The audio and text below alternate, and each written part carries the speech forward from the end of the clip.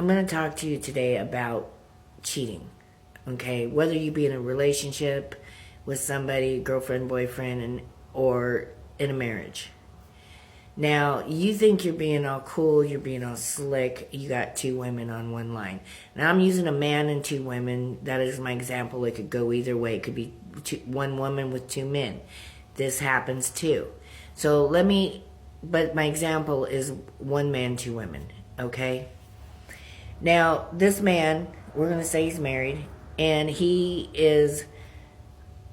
got his wife, and everything's going good in their marriage, and he goes and cheats. Now, his wife has found out about the other woman. The other woman knows about the wife. And now he has caused the other woman and the wife to commit envy, jealousy, anger.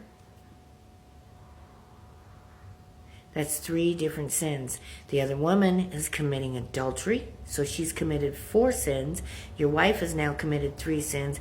You have committed sins, adultery. And actually you committed coveting, because you're coveting somebody else who you're not supposed to be. So you've committed a few sins. So now, because of your sin to cheat, you have caused everybody to sin. And now your wife has lost her confidence. She has lost her trust in you. And she doesn't believe you love her anymore. And she doesn't know how to act, what to do. You've been with another woman. She's always thinking you're going to be comparing her to the other woman. She is always going to be thinking that you're thinking of the other woman when you're with her. And you're going to be mad because you're like, what happened to my wife? What happened to that person I married? You just destroyed everything she was. And you're asking, what happened to that person I married? These are important things. These are things that she will never get back once it's destroyed. It might get built up a little bit and get better, but she will never be that person that you married again, because that person you married has been destroyed by this. You have destroyed you have destroyed your marriage. Now, yeah, you might be able to work it out and repair it a little bit, but it'll never go back to the same way it was. Never. Now, the other woman, you've also destroyed her because she's afraid to date. She thinks that all men are cheaters. She thinks that she's not good enough to be the only woman.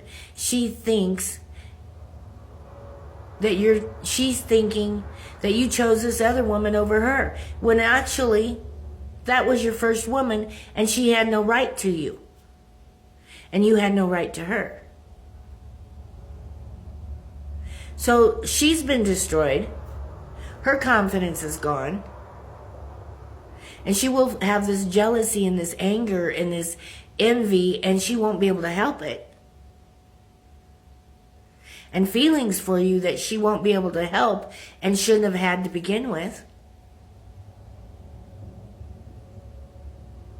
And if you slept with her, now you got her demons and your wife's got her demons.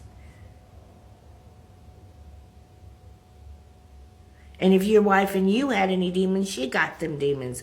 So they got all these other things going on too.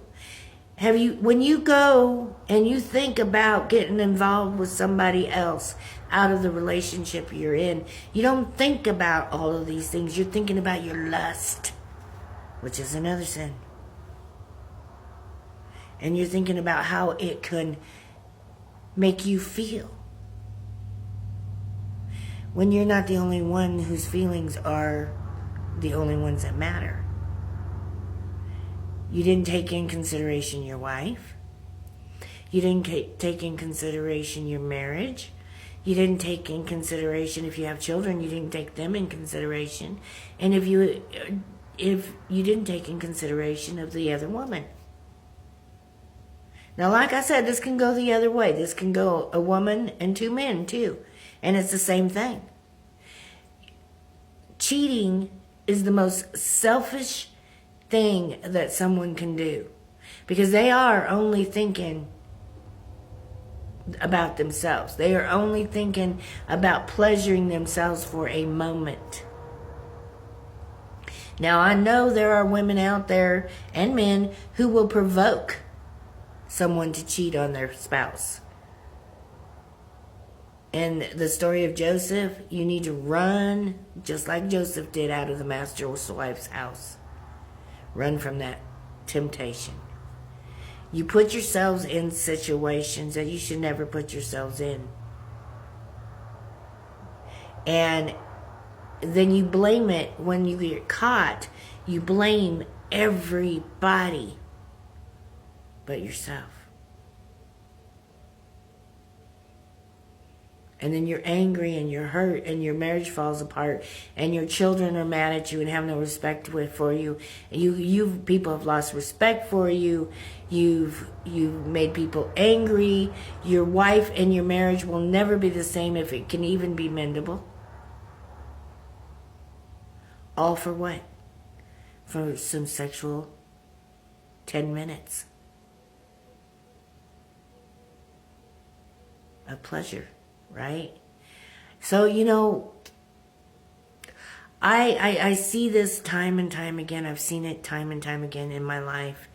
And people who do this to other people, they don't realize the damage that they do. You do not realize the damage that you do to others in that 10 minutes of pleasure.